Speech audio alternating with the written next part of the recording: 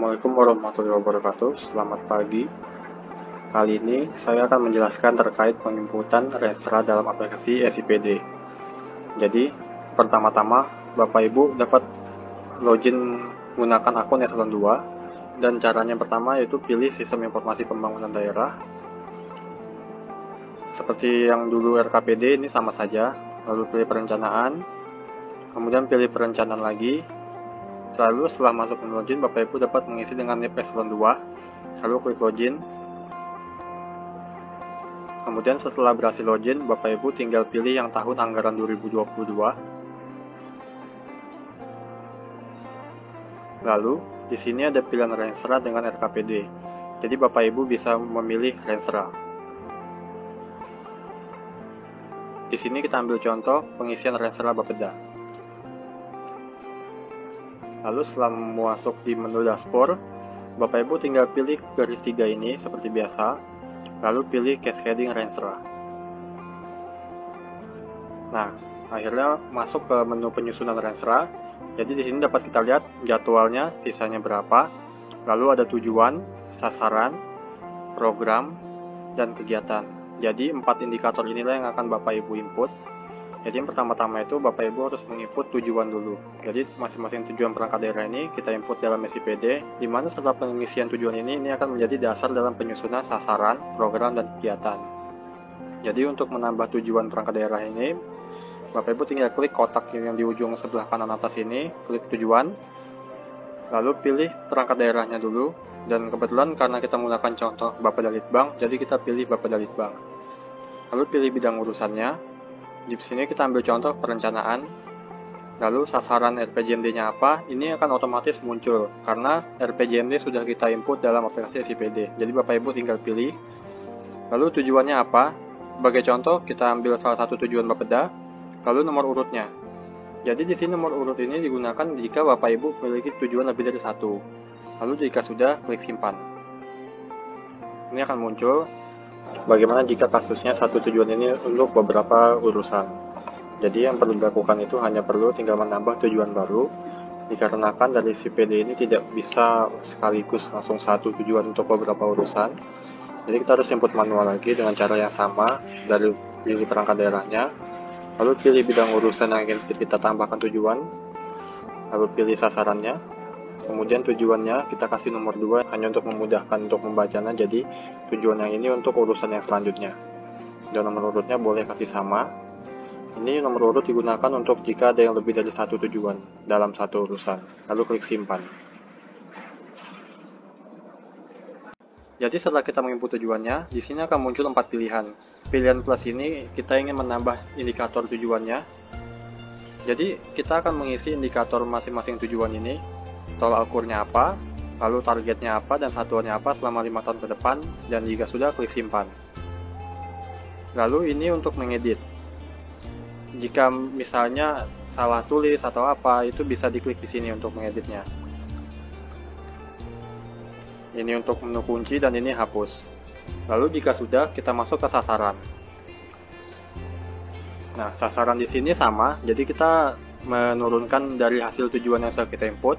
Caranya masih sama, jadi untuk mengisi sasaran ini kita klik masing-masing tujuan ini. Contohnya ini untuk urusan perencanaan, tujuannya meningkatkan kualitas perencanaan. Ini sebagai contoh dari Bapedalitbang. Untuk mengisi sasarannya kita klik sasaran PD ini, tombol sasaran. Nah, caranya masih sama, kita klik sasarannya apa, ini sebagai contoh. Lalu nomor urutnya berapa, ini untuk yang lebih dari satu, dan jika sudah, klik simpan. Jadi untuk form sasaran ini, kita hanya tinggal mengisi sasaran dengan nomor urutnya. Tujuan, sasaran RPJMD, bidang urusan, dan perangkat daerah, dia mengikuti apa yang sudah kita input di tujuan sebelumnya. Lalu jika sudah, klik simpan. Lalu jika sudah muncul sasarannya apa, Bapak Ibu hanya perlu tinggal mengisi indikator dengan target dan satuannya. Ini sebagai contoh kita akan mencoba mengisi. Lalu jika semuanya sudah terisi, di sini untuk mengisi target dan satuan ini bisa Bapak Ibu lihat dalam Renstra pada bab 4. Lalu klik simpan.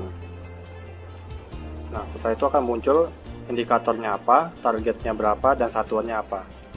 Dan sebegitu seterusnya untuk mengisi sasarannya. Jadi jika ingin menambah sasaran baru bisa klik tambah sasaran ini plus sasaran. Lalu untuk mengeditnya bisa klik ngedit. Dan juga indikator ini jika kita sudah menginput dan terjadi kesalahan, Bapak Ibu masih dapat mengeditnya dengan klik tombol yang seperti pensil ini, lalu berubah sesuai yang Bapak Ibu inginkan.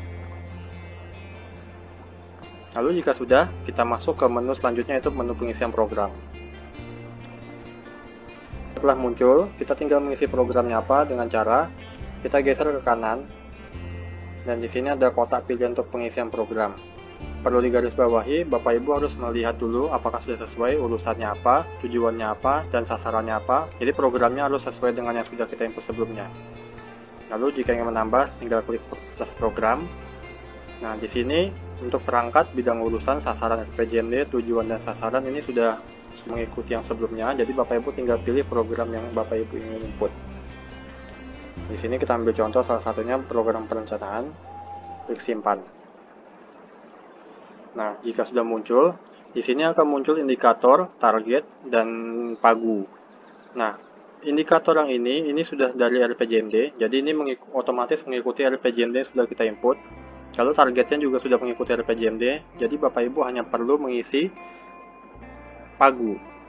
Dan caranya itu masih sama, klik yang tombol seperti mirip pensil ini.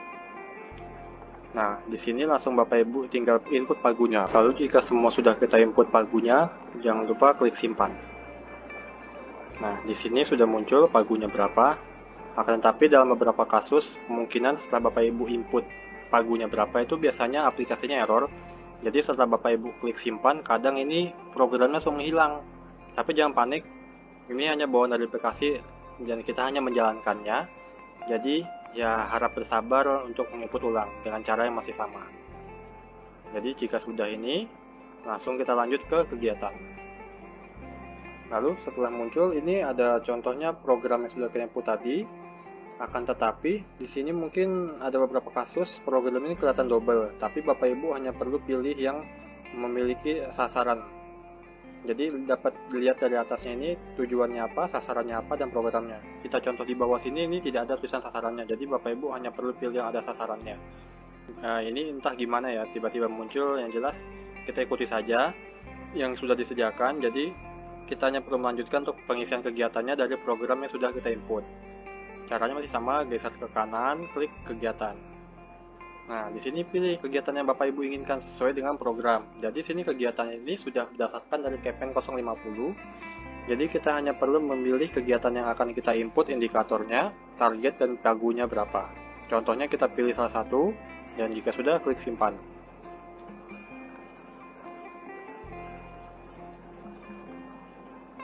Nah, di sini setelah kegiatannya sudah muncul, digeser ke kanan lagi, klik tambah.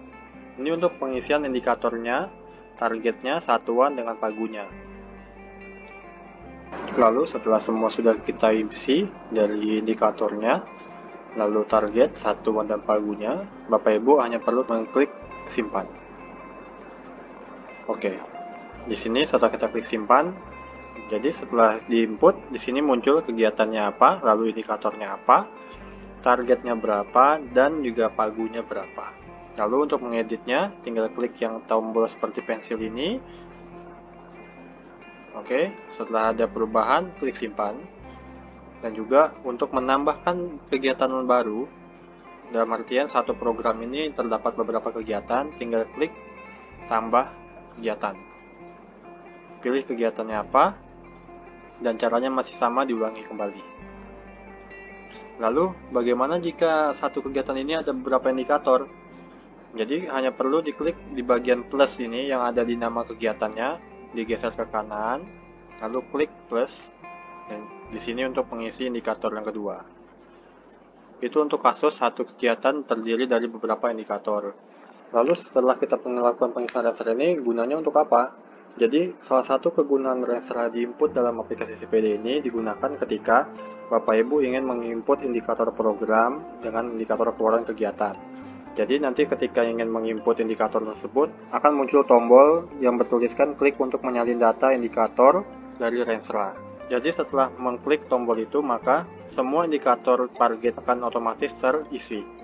Sekian penyampaian tutorial Renstra dari kami. Tentunya masih banyak kekurangan dalam penyampaian tutorial penginputan Renstra ini. Kurang lebihnya mohon maaf. Saya akhiri, wassalamualaikum warahmatullahi wabarakatuh. Selamat pagi.